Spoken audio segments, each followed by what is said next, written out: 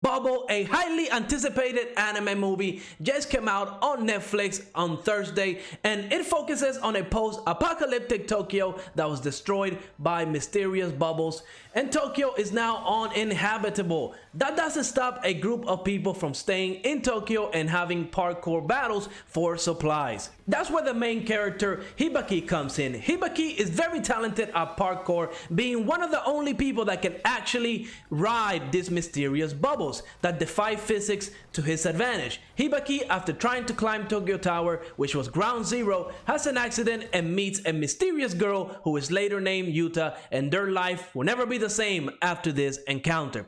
Now, this movie garnered a lot of hype when the trailer came out because the director is Tetsuro Araki, and if you don't know who that is a director that worked on Attack on Titan and is written by Gen Uroboshi, who worked on Madoka Magica. And lastly, the character design is by Takeshi Obata, and if you don't know who that is, that's another person that worked on Death Note. With all these talented people on the team, you can see why everyone was hyped for this movie. So the question is, does it live up to that hype? Well, without further ado, let's go ahead and jump into it. This movie is a beautiful accomplishment when it comes to the art, color, and really just how vibrant they are. But on top of that, the animation is also top tier. That alone should be reason for you to watch this movie. But aside from that, that's where the problem starts to begin. After watching the movie, I can't help but feel like the only reason to have parkour battles is for this movie to look amazing. Aside from that, the parkour really doesn't add anything to the overall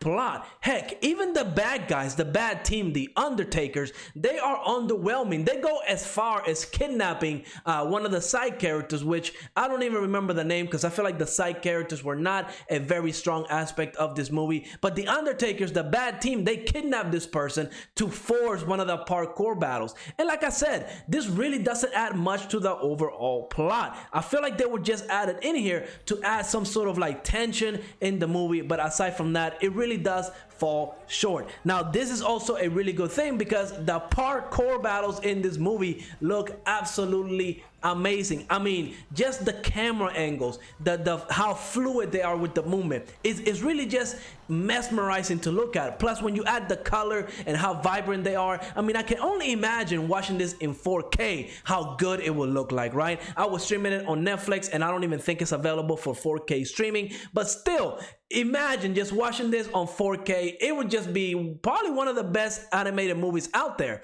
Now, the characters is also a big issue for me. The side characters were non-existent for the plot, I feel like, and even the two main characters, Habiki and Yuta, they just felt like one-dimensional. By the end of the movie, I had zero connection with them. What was supposed to be a very tragic and emotional moment really did nothing for me, but that's just me, right? I'm sure some people really cared about these characters. I've read some people talking about the connections with the Little Mermaid and the prince and stuff like that, and that to me did really nothing for me. And before you call me heartless, let me just let you know that movies like Your Name, Weathering with You, and A Silent Voice are some of my favorite animated movies out there, and they definitely made me tear up because they really did a great job when it came to, you know, making emotional connections to the characters in those respective movies.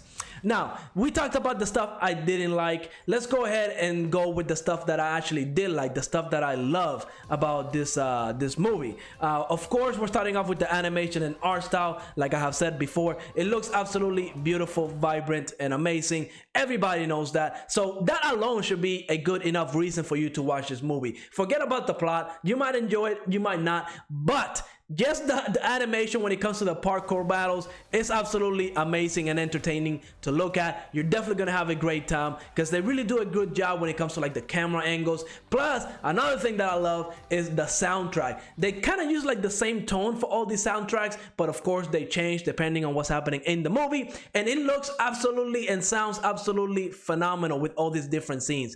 It definitely does a great job. I'm definitely gonna be listening to this soundtrack of the movie in the future. So yeah, definitely let me know what you think. Now, those were my thoughts on the movie. If I had to rate it, I would give it a solid 7 out of 10. The biggest issue for me was definitely like the plot. I really didn't care too much for it.